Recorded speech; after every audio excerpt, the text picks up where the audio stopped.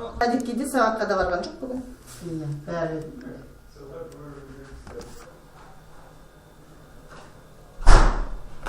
Жолдасым мына жаққа қашқанда мына жерден мына мысалы адам деген несі ме мысалы өздерінің көрсін как өздері келіп не болмаса қайсы атты деп. Мысалы ең бірінші ұйқыдан есікті таң алдында сағат 5-те, ол кезде олар сағат білмейді, ол мен өзім айтып отырмын. Сағат 5-те тықылдатқан жайрақ, есікті жай терезе қағып тұрған. Қызым айтады ұйқылы ояу, түсім ба деп жатай беріп бір кезде қатты соқты дейді. Ең бірінші оянған 13-тегі қызым 7 оқитын.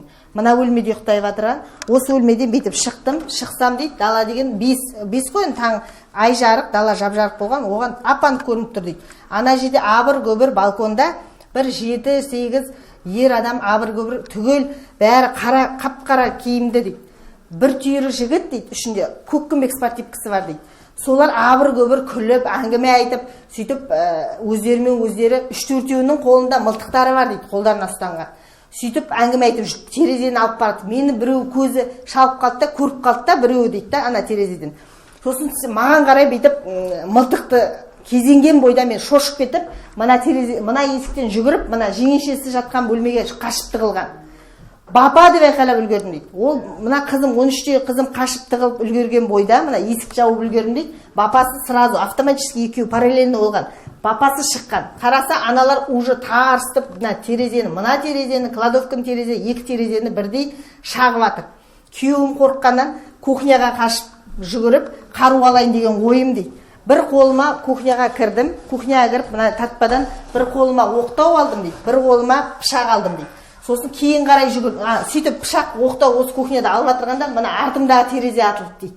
Кухнядан шығып, кухнядан шықтым да жүгіріп, мына терезеден шағып жатырған соң балдарды тоқтату ойым дейді, терезеден кіргізбеу ойым дейді. Мына терезеден бәрі шағып жатыр, ана терезе шағып жатыр, айқайладым дейді. Әй, балдар үйде деген кілең бала шаға, аяғы ауыр келіншек, не бар сендерге деп айқайладым дейді, кіргізбеу мақсатым дейді. Сол кезде жаңа мылтықпен мен атты дейді. Мен мына жаққа тығылып, мына есіктің тасасына тығылдым дейді. Есіктің тасасына тығылғанда міне атқаны мынау жаңа жолдасым. Сосын қызымды атқан ол мынау деп ойлаймын. Мына қызымды бірінші атты ғой. Мынау қызымды атқан не деп ойлаймын. Анарғанның төрге дейін пытралар бәрі ұшырған, обойға, потолокқа бәріне ұшқан. Күйеуім уже міне мынау жаңа милициялар барлық түгел нені алып кетті, бірақ мынау сол қалғаны артынан көрмей қалғандар шығар, нені оқтар, полктар. Сосын күйеуім бесполезный екенін түсіндім дейді. Жүгіріп, мына жақта келін, бесікте құттай 9 айлық бала, келінімнің аяғы ауыр, 7 айлық ішіндегі. Бесіктегі бала 9 айлық. Сосын 13-тегі қыз қашып мында тығылды, түгел бәрін бүйтіп терезенің астына тығып отырың деп айтып үлгердім дейді. Мына жерден атылды дейді, міне. Мына жерден атылды, міне. Сосын артынан шаққан әйтеу білгендерім керек. Сол кезде мына астында тығылып жатырған балдарым, келінім, қызым, міне занавеска көп қорғаға, міне. Занавескаге. Сонда да сол шомылып қалдық дейді, мына терезе. 13-тегі қызым аяқтар бәрі тілініп қалған, бүгін сабақ барған жоқ. Міне төбедегі міне барлық неде тесіліп, порық бәрі көрініп тұр ғой, міне, апан. Күйеуім айтады, мына жақта енді күйеуімнің қасында 4 жасар қызым бар ғой, садикке баратын 4 жасар қызым бар. Екеуі мына залда жатады. Мына залда жатады. Қызымды тек мына көрпесіне алдым да, мына екеуі мына жерде жатады, қызымды тек көрпесіне алдым да, мұнан бұрышқа келіп тықтым дейді.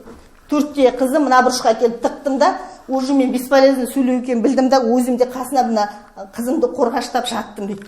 Сол кезде нен тас ана қызым жатқан жерге дәл дейді. Дәл түсті дейді. Содан кейін атқан, міне атқан, мына жерде барлық оқтың бәрін жатқан тасты да бәрі милициялар кеше алып кетті. Міне, сосын үніміз шықпай жатай бердік дейді. Ана жақта қыздарымды жатқызып бердім ғой келініме дейді. Күйеуім мына жерде қызын құшақтап жатай берген. Сосын кішкене бір 5-10 минут терезені шаққан, тас лақтырған, сосын барып